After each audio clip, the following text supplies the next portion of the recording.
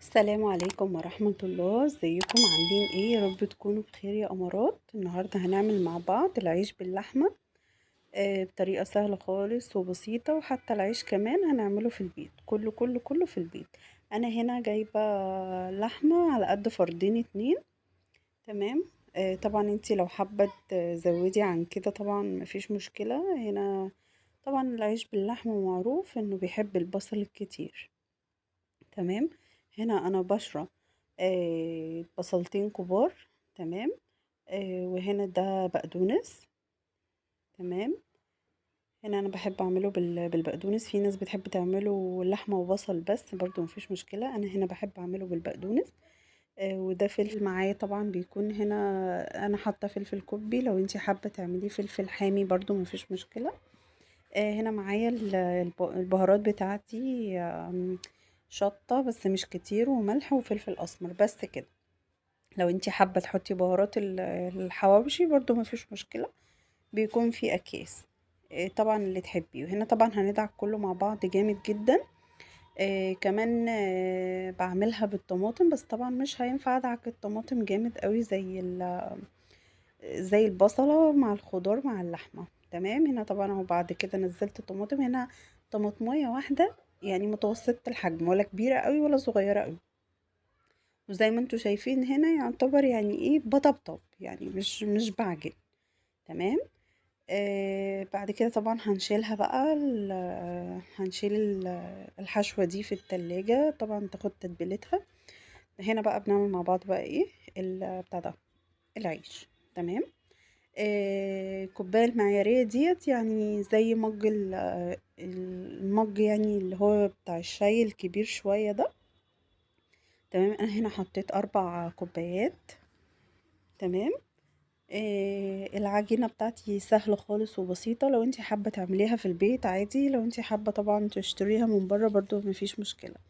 هنا انا حطيت زي ما قلت لكم 4 كوبايات من الدقيق، وهنا عليهم رشة ملح، وهنا عليهم 3 معالق صغيرة خالص من السكر. تمام. ممكن حد يستغرب السكر، بس هي بتبقى حلوة جدا، جربيها. وهنا معايا كيس خميرة فورية، طبعا حطيته على الدقيق.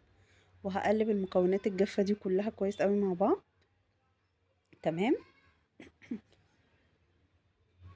هقلبها كويس زي ما انتم شايفين كده، عشان الخميرة يعني ايه تبقى في الدقيق كله. هنا معايا معلقة كبيرة، هاخد بيها طبعا بتاع 4 معالق كبار من الزيت. تمام. وشوية مية بقى دافيين، وهبدأ أعجن بقى. طبعا المية على حسب الدقيق اللي معاكي. تمام. في دقيق بيبقى قابل لزيادة المية، في دقيق لا. تمام.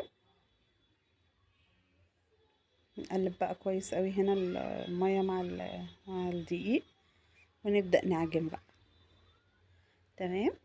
هتعمليها كلها في البيت، جربي الطريقة ان شاء الله تعجب. تمام. هنا بصوا ما شاء الله بعد ما خمرت معايا، هنا انا قطعت اللحمة على قد العيش، انا مش هعمله كبير. انا هنا العيش عمل معايا 12 رغيف بس مش كبير. تمام. الرغيف معايا مش كبير، هوريكم هنا واحدة بعمله ازاي. تمام. هنا طبعا بترشي دقيق الاول عشان ما يلزقش معاكي في الرخامة، وبعد كده بتفرديه معاكي بالنشابة. تمام. بس مش بتفرديه برضو قوي عشان ما ينشفش منك. تمام. وبعد كده هبدأ بقى اجيب اللحمة بتاعتي، اعمله بقى افرده فيها. تمام. لو انتي حابة تكتري لحمة عن كده كتري، انا ما بحبوش بصراحة، يعني مليان لحمة قوي، ما بحبش اللحمة كتير فيه. تمام. بس عايزة اقولك طعمه بيكون تحفة. هبدأ بقى هنا اقفله بقى من الجناب كده كلها زي ما انتوا شايفين كده، واتك عليه تكة بسيطة خالص كده زي ما انتوا شايفين، وهبدأ بقى ايه هقلبه.